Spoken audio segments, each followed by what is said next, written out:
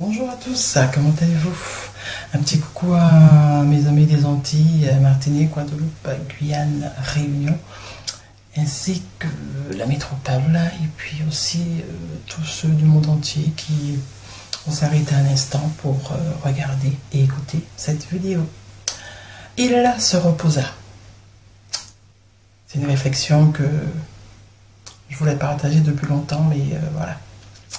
C'est pas évident d'affronter les vérités qui nous ont été données. Ces vérités inspirées par Dieu dans cette parole sainte, dans toutes les paroles saintes. Voilà. Je pense que le temps est venu pour nous d'affronter ces vérités, d'essayer de les comprendre, de voir ailleurs ce qui se passe au travers de ces vérités pour comprendre la réalité dans le monde que nous sommes. Voilà. Il se reposa donc, c'est tiré de ces versets de Genèse 2, à partir du verset 1 à 3. Je vais vous le lire. Ainsi furent achevés les cieux et la terre et toute leur armée. Pourquoi l'armée? Je ne sais pas. Dieu acheva au 7e jour son œuvre qu'il avait faite, et il se reposa au 7e jour de toute son œuvre qu'il avait faite.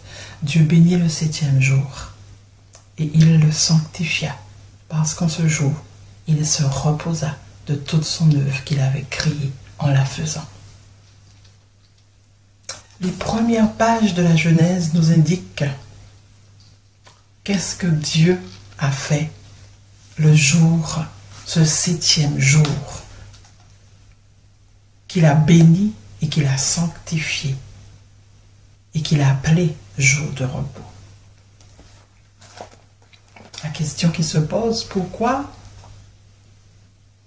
en a-t-on fait un jour d'adoration, un jour de sabbat, un jour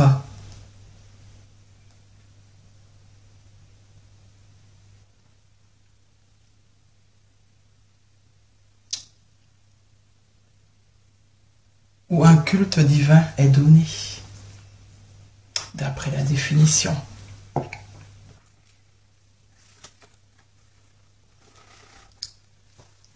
Sabbat, repos que les Juifs doivent observer le samedi, jour consacré au culte divin.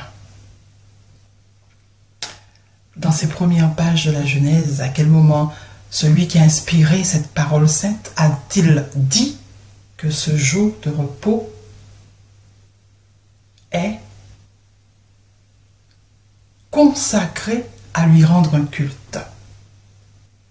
Dans aucune page de la Genèse. À quel moment a-t-on vu que Adam et Ève, ce 7e jour, sont venus adorer Dieu? À aucun moment. Ce mot sabbat apparaît jusque dans Exode 16, le verset 23. Exode 16, le verset 23. On va lire ça. Exode 16, verset 23.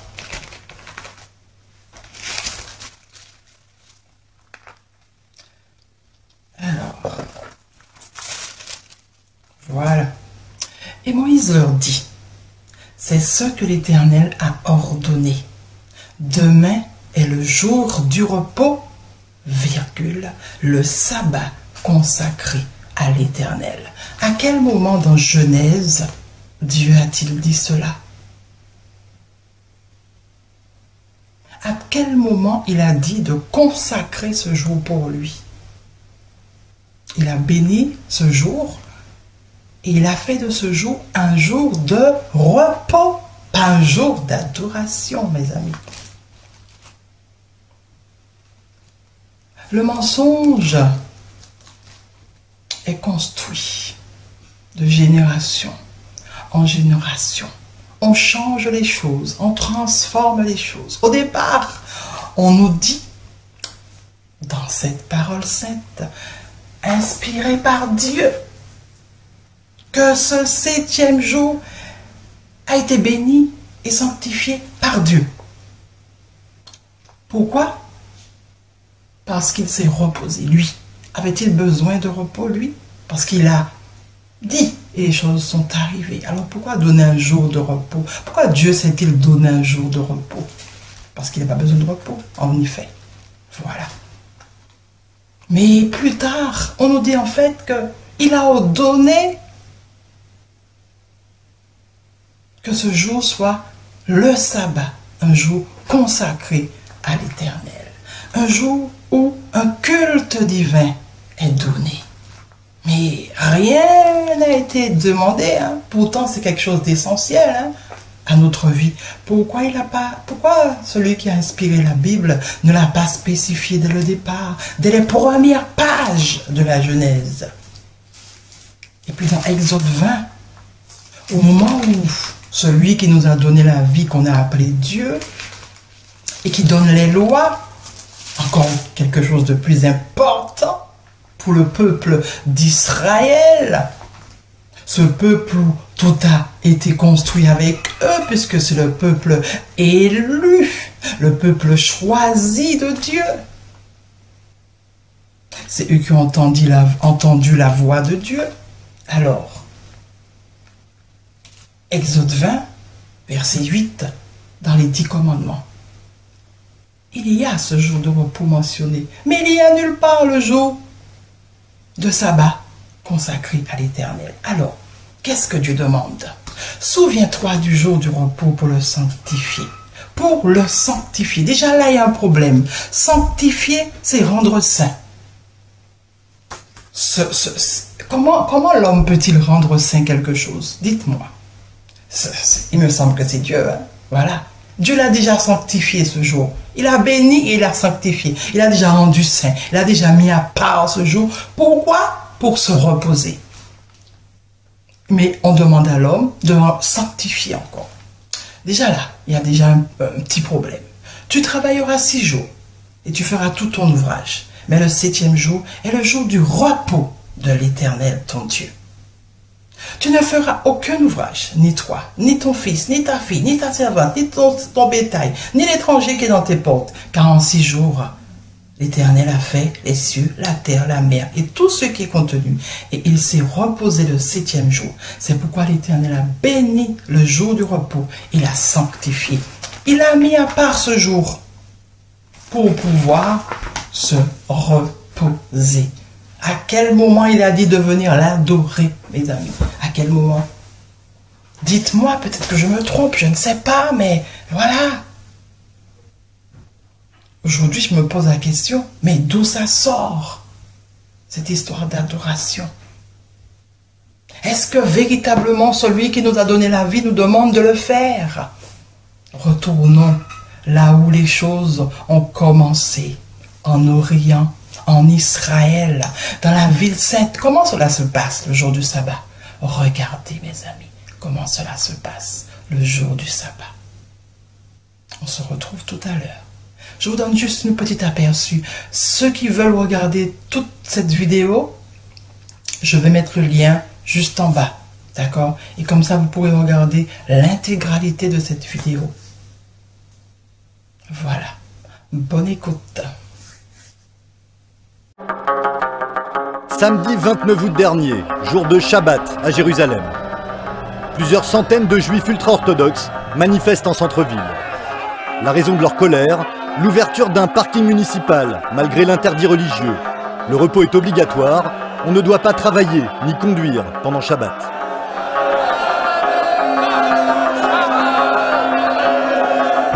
La ville est sainte, pas question de transgresser les commandements de Dieu.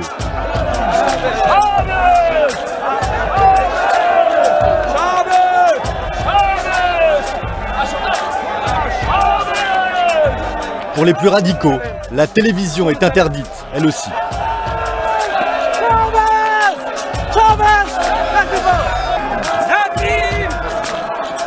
En marge, quelques contre-manifestants, drapeau israélien à la main.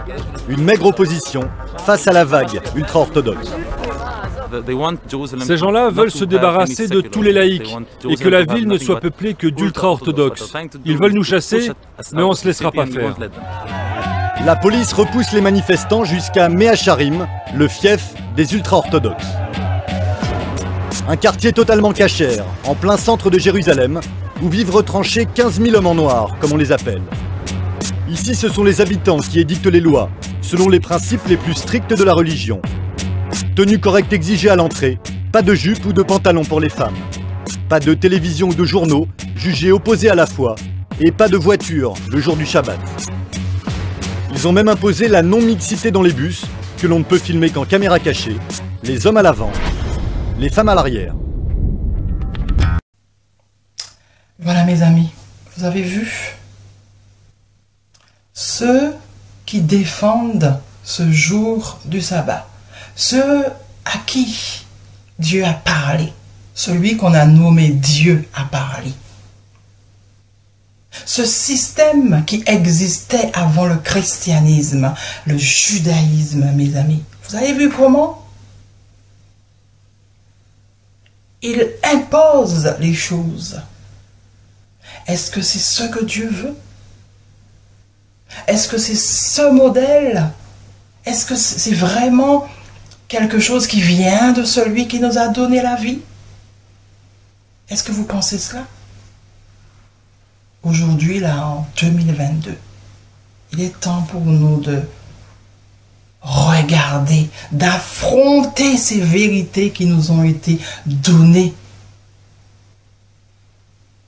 dans toutes les paroles saintes.